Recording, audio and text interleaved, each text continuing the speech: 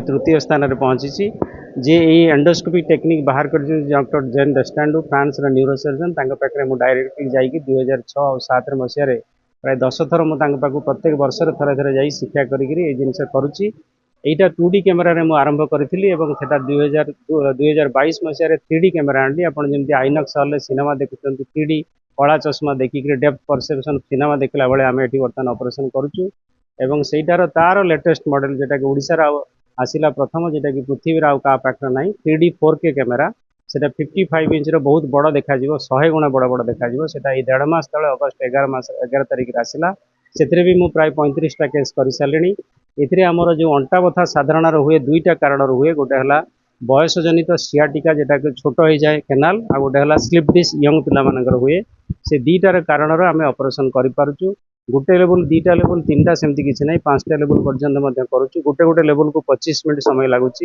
16 ରୁ 18 मिलीमीटर कटा हो स्टिच पड़ोनी ब्लीडिंग हेनी और साधारण ऑपरेशन 4 घंटा ରୁ 6 घंटा पर पेसेंट उठिक निजे चली पार टॉयलेट जापर दिन सका घर को जीव 15 दिन पर तार रेगुलर एक्टिविटी इवन खेल कूद तार नॉर्मल काम करवा मोटरसाइकिल चलेगा बिलबाड़ी काम करवा ए साइड इफेक्ट बा कॉम्प्लिकेशन बहुत कम हुए एवं नथिले नहीं बोले कहला चले एवं ए जो दीटा जिन जो मेरुदंड ऑपरेशन लोकंर जो दीटा भय थाए गोटे है मोर मेरुदंड ऑपरेशन में अकामी होगी पारालिसिस हो दीटा जिनस ए हुए ना बास यार दौड़ा खेलवा नहींवा भारी जिनस टेकिवा सब कर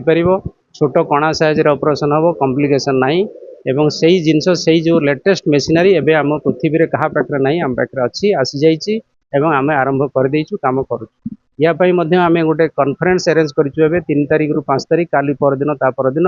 10टा पिला आसुचंती all over India neuro surgeon orthopaedic surgeon शिखेबू काड़ाभर में दी दिन से कसरत करेंगे ये 5 जनकर ऑपरेशन करके देखी शिखेबी से समस्ते ड्रेसअप करके ओटी भितर जी ऑब्जर्व करेंगे मुझे ऑपरेशन करुच्ची देखेबी यही अल्प दिन भितर समस्ते मो सहित कंटाक्ट आसिकी एवं रेडी होकर आसी जाइए आज समस्ते 3-4 जन पहुँची गले काली कॉन्फ्रेंस स्टार्ट एक्चुअली मोर प्रोब्लेम आरंभ है 2003 मसीह से मोर रईट लेग टा टोटाल काम करूना मुझे चली भी पार नी पूरा बेड रिडन हो जाती 3 मास काल 3 मास पर मुझे चलवा आरंभ करी तो डिटेक्ट है सीटी स्कान होता MRI सिस्टम भी डेभलप हो नाला तो जना पड़ा कि मोर यहाँ PID तापर मु बहुत डॉक्टर को ट्रीटमेंट देखी बहुत डॉक्टर पाखे ट्रीटमेंट करी किंतु कौठार भल होना सब अंडार बेल्ट बांधा पड़ता जोटा कि मतलब बहुत कष्ट दूसरा तो मु मने मने बहुत भावे एमती किसी गोटे डेवलपमेंट हुआ ट्रीटमेंट रे जो कि मतलब बेल्ट बांधा एटलिस्ट न पड़ता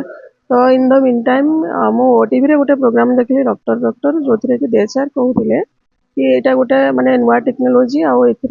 ना पारालिसिस हमारा कौन चांस ना और पेसेंट को बेल्ट भी बांधा पड़ोनी आफ्टर सर्जरी तो मुझे दे सार को कांटेक्ट करी सार से आमरी हॉस्पिटल देखुले तो मुझे आमरी हॉस्पिटल जाकि देखी और सार मोर ये सर्जरी भी करते 6 दिन पर डिस्चार्ज हेली हॉस्पिटल रू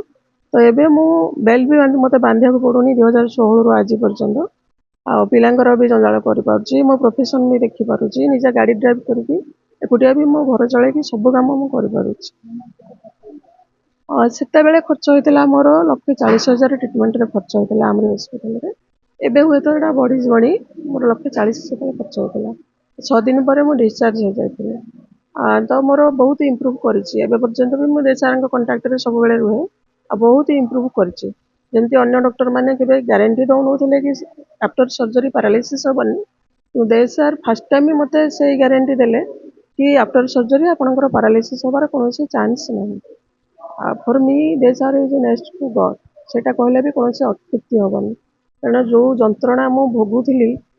बिफोर सर्जरी बिना बेल्ट रे मुझे किसी भी करें केवल शोला बेले अंटारू बेल्ट खोलुली अदरवाइज सब मत बेल्ट बांधा पड़े माने इवन खाइले भी बसिक भी हेतिकी भी बसी पारे बेल्ट बांधिले ही बसिक खाई पारे